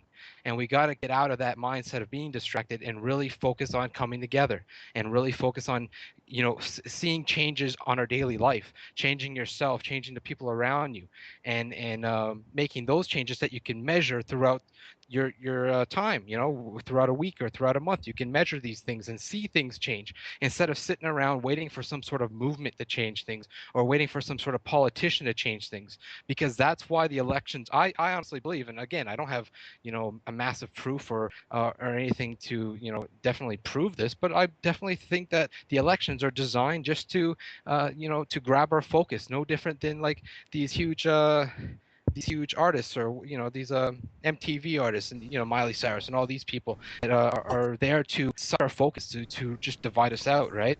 So I think that's my main message right there, and that's the line of reasoning and thinking. And the research I've been doing lately is figuring out ways to look at all these different political isms that we've got going on, and then going Hey, with it and kind I of know this bringing is people completely together. off topic, but we are coming to the end of our show, and I thought I'd bring it up. Pop music, Miley Cyrus. What do y'all have to say about that? Because it is scientifically proven that general mainstream pop music and so on is getting dumber and dumber and more simplistic, and I wonder if it is a representation of our Hey, population. I'll say this real quick. I saw somewhere reading an article that there's an algorithm that most, if not all, popular pop That's it. songs That's it. follow, or someone created an algorithm. Yeah, Hmm. thought that was pretty interesting. No, it is true. There are certain resonant frequencies and rhythms which do create certain patterns in the synapses. And guess what? Yeah, mind control is in full effect when it comes to this crap, and it is out there. And it's not just because I'm an old man. See, there you go. Thank you. I still prefer my earlier music to most of what's out there, but the thing is, I, I know that was also mind I'd like controlled, to put it and out there yeah, that just because got popular music is shite, that doesn't mean that music is shite. There's a lot of really good, amazing, huge. Like I play a lot of good stuff on my station, and everything I play is modern. Like in the past 5 years, the problem is a lot of the really good music, unlike back in the 70s and 80s, isn't being mainstreamed anymore. It is completely underground with no chance of getting radio play like it had back in the 80s. But there's plenty of good music out there, and I play it all the time. Oh, Shout dude, out I to love Leftover Leftover Crack. Crack. Dog, that mm, is my shit. Dog, that Oh, we gotta link Deftones, up. there you go. Tool, Massive Attack, Yeah. all recent, all Oh good, yeah. all very relevant music. No, Deftones Oh and yeah. Tool, I could definitely go for. I love those guys. I even love the Perfect Circle, to be honest with you. Good stuff. Yes. That song Pit is epic. Pet by Perfect Circle. Go listen to it if you haven't. Hmm. Definitely. So, Fox, I mean, sort of a closing thought on all this, because I do want to give everybody a chance to speak out. I don't want to have more of a discussion. I want to make sure everybody's got to put a Oh, cap on this. discussion on we've talked about a lot. What particularly do you want me to remark on? Just kind of a closing remark, man. Like I said, I'm really happy and proud to have encountered each of you, and I'm glad that you're part of the world I see, My all of closing you. statement Again, is coming from there's different angles. Go ahead. God, things are about to change, man. We're in a place like now, like we have been before, where people are living in fear and things are bad, but things change, and uh yes. Sorry, I can speak on topic. I can speak if somebody's triggering me, but when it comes down to it, I'm not a public speaker. I don't do a show. I have no idea what to say. It's no, look, man. It's no problem. Yeah, it's just, It's no I mean, problem. the Listen, system is I corrupt. appreciate Our what you. elections are rigged. Everything is a lie. Corporations run the world. And right now, we might as well be living in a really generous version of Nazi Germany when it comes to these places like Walmart and Target and shit. They've just destroyed places like Bangor and Augusta, Maine, and Annapolis, Maryland, and these little small towns that used to be something. There's fucking nothing of these places, nothing, because nobody can afford it. There's only one place to work, one place to shop, only one place to get a loaf of bread, man. It's really terrible, the society we live in. It's all Yeah, corporate. which is Amen. yeah, which is what happened on the plantation. You know, even after they freed you, you got to buy everything from the company store with their notes and so on and so forth. And Script, now man. They're what we've paying us seen is the just enough to logical shop at their expansion. garbage stores with their garbage products. Oh, right, exactly. So, Dylan, want to give you a closing word. So go ahead, sir. I just really echo most of Fox's sentiments, and my dog also does, apparently. Excellent. All right. Well, look, man. Again, I appreciate what you do, and tell her to relax. Yeah, man. Tell her to like smoke a fatty or She sees her something. reflection in the. She just sees her reflection and gets upset at it. Well, you know, I see my own reflection. I get upset at it. I've got to fix radio. That's why I do it this way, maybe. But anyway, Tom, what would you want to impart in closing here tonight? I guess what I've been trying to do with my writing, I don't know I don't know how I'm gonna bring about change. I think have figured out a way to do that, but I don't know, and I'm sure a lot of people out there are confused too. Or if not, hit me up. If so, hit me up. Hit all of us up. We're dying for knowledge here. We want to bring about change. If for me personally, I want to live free, and to do that, other people are gonna have to want that because mass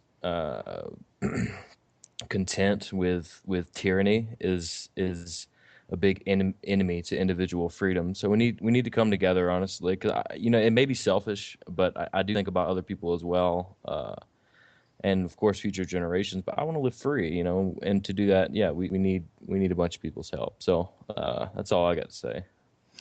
Well, Well and said, man.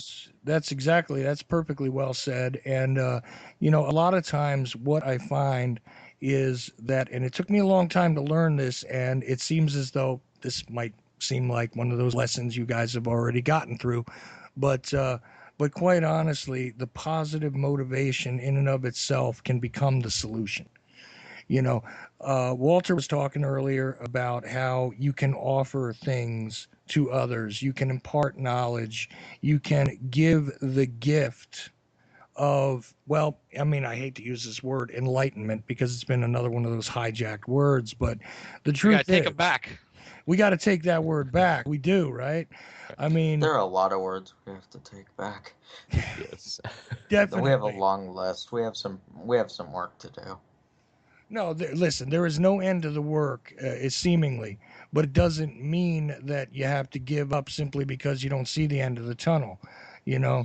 And that's the other thing. As I refuse to give in to this whole fear porn kind of based reality that a lot of other people want to participate in. Sometimes, I find it hard to.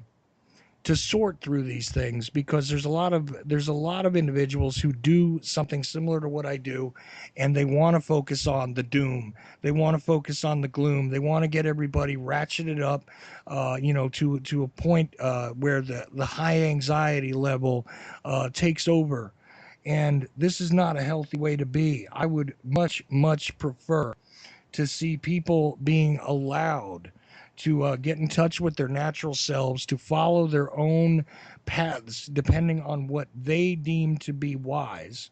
Okay. Of course, without harming others. First do no harm. This is one of my mantras. You know, but it. You Excuse would me. hope it would go without saying. You would hope it would, but to me, it is harmful to impress upon people nothing but, be afraid, be very afraid. The boogeyman is everywhere. The Al Qaeda, Al Qaeda, the ISIS crisis, whatever other thing police. that, the grand police state is. These things are realities, but they are not the whole of the reality. You know, I and was gonna say though, just to cut you off there, I just yeah, want to say please that do. there's a place for that. You know what I mean? There's a reason for that type of information to be there, but it's more or less like a starting point. It's the first couple steps, right? It's not the solution to what's the problem. You know what I mean? When we start looking at what the solutions are, then we start realizing, hey, it's acting through love and acting through compassion and building, not destroying. You know what I mean? And I mean, that's just my thoughts on it, but I might be wrong. But it just, I get that sense that there's a lot of people out there. And that's one of the reasons why I started the show Conspiracy Therapy, because it seems like there's a lot of people out there, especially on the internet, that get wrapped up into doom and gloom and all these conspiracies. And is the earth flat? The aliens, this is the science, this, whoa. You know what I mean? There's so much, they get so confused and that they get nothing done. Nothing gets produced. Right. You know what I mean? And that's a problem, because then you've got people that are, free thinkers, intellectuals, that are doing the research, that do know how to read, that do care about things, but they're not getting anything done because they're getting stuck in this warp, this hole, this, this downward spiral. And it's not the problem. Like, the problem isn't necessarily the downward spiral. It's the problem is that people aren't getting out of it themselves. You know what I mean? Well, because they're becoming paralyzed. Yeah, See, exactly. once you get into the reality that arrayed against you, and I say this a lot, and excuse me for repeating myself once again, but arrayed against you is every single thing that is required to sustain the human organism is effectively under attack. That is the truth of it. It doesn't mean that you need to go and hide under your bed. It means that you need to push back against it. Now, why do I say everything is under attack? Well, here we go with my laundry list. You know, we'll start with the thing that everybody likes to give me trouble for, the chemtrails. All right, fine. But if you just assume that I'm correct about that for a moment, the air that you breathe, the soil that grows some of the food you eat, okay, is contaminated by this. The water that is being served up is contaminated not just in Flint, but in many other places by fluoride. You have the things that are medicine that are supposed to help to maintain health actually being the poisons. You have food that is not really food. You have genetically modified organisms of all sorts interfering with the biosphere.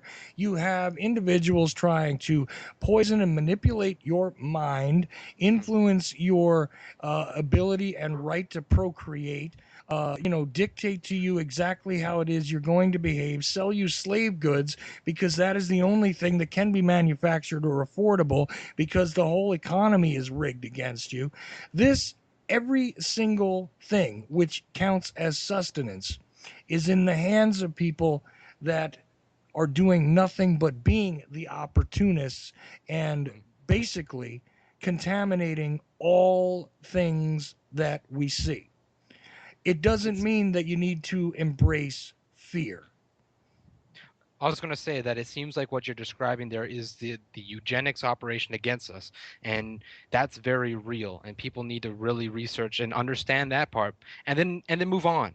Once you understand what's going on, then move on. You don't need to keep going over the same information over and over again. Let's move on to do something against it, like you're saying, resisting it.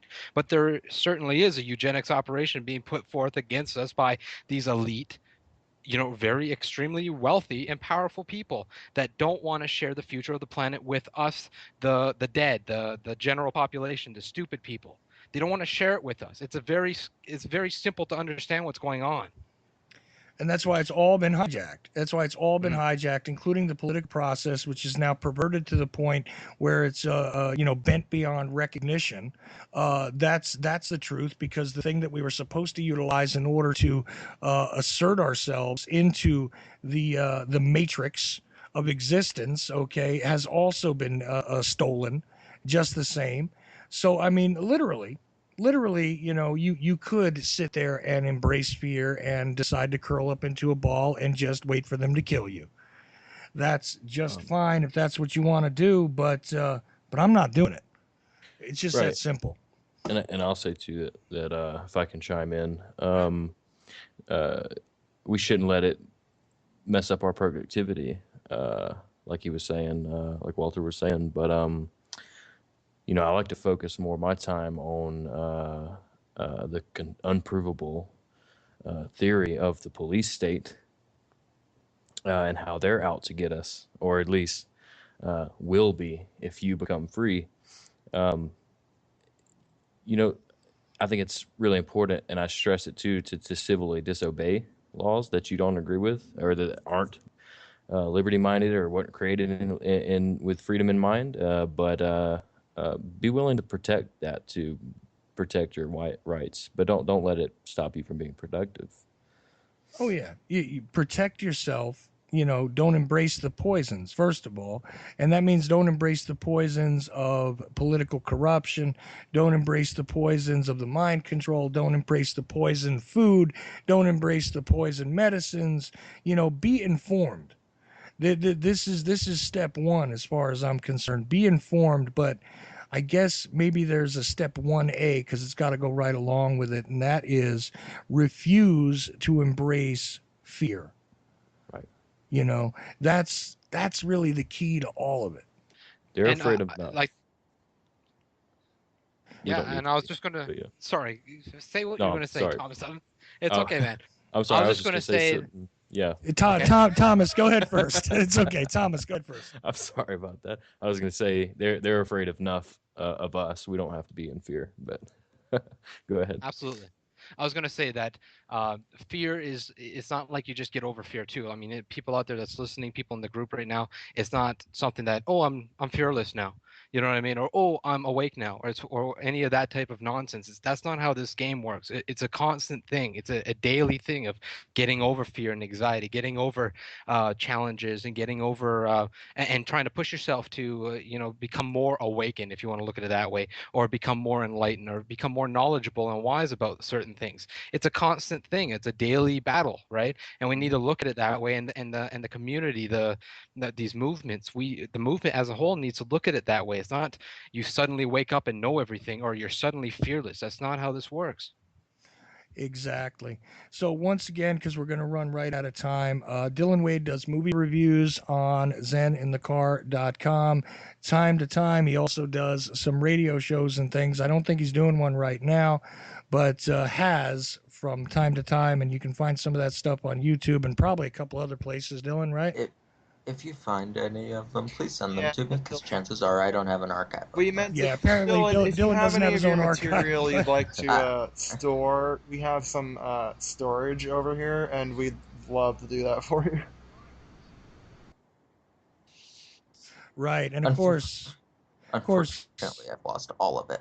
right. Well, anyway, Fox runs Anon Radio US, Yeah, which is an interesting place. Go we're look an for it on alternative Spreaker. media Go forum, ahead. and we do a really great DJ thing at like 10 o'clock at night. Yes, at different times. Sometimes Yeah, you gotta it's kind a Twitter of thing, man. keep You've got up to with it to follow see us to when know it's what's going happening. on. Got to get that notification to know when we're live. Exactly. Thomas Sands, writer on zeninthecar.com, which I am also involved with. Newly emerging to me, anyway. I don't know how much you've done in the past, but I'm looking None. very, very forward to seeing where you're going in the future, sir. And actually looking forward to hopefully being able to do some work with you because I am also part of the zeninthecar.com team as well. And Walter Harris D'Amelio. Try it again. Excellent. There That's we very go. good. Got it that Yep. time from brainfeed.ca and brainfeed.tv. Brainfeed.ca is a fascinating website. You will definitely know you have hit the right place when you see the bright green and black stuff happening. Also, on the brainfeed.tv, like I said before, you see what I put out through YouTube and stuff comes up there. There's various other individuals that Walter very carefully and very wonderfully puts out through there and does a show called Conspiracy Therapy as well. You rock, Chuck. Thank you. Listen, I appreciate all you guys, and as I said at the beginning of the show, I wanted to do this tonight because I felt it was necessary to answer this foolishness that you're just talking to people that are your age or older, Chuck. You're not reaching anybody else. I wanted to show people that for certain, here's a handful of guys, and I know there's more of you not more of you guys in particular, but more of you in your age group, I should say, that are coming around a lot faster and are making me feel a hell of a lot better about what it is that I do and what it is that we are trying to accomplish, because what we would all appreciate is an ability to live in a world where our destinies are decided by ourselves, not by individuals who have other agendas in mind, whatever they may be, and we can argue, discuss, and dissect those all day long. It doesn't matter. The point is that it is time for a change, and guess what, people? The change is happening. So I want to thank you for listening to the Ochelli Effect tonight on American Freedom Radio. I got to tell you guys, tomorrow night it should be interesting when Roger Landry and JP Satilli join me, as they do every Tuesday. But thank you guys once again for listening. Thank you guys for joining me. I really enjoyed this show, and I hope you guys did out there too. Take care.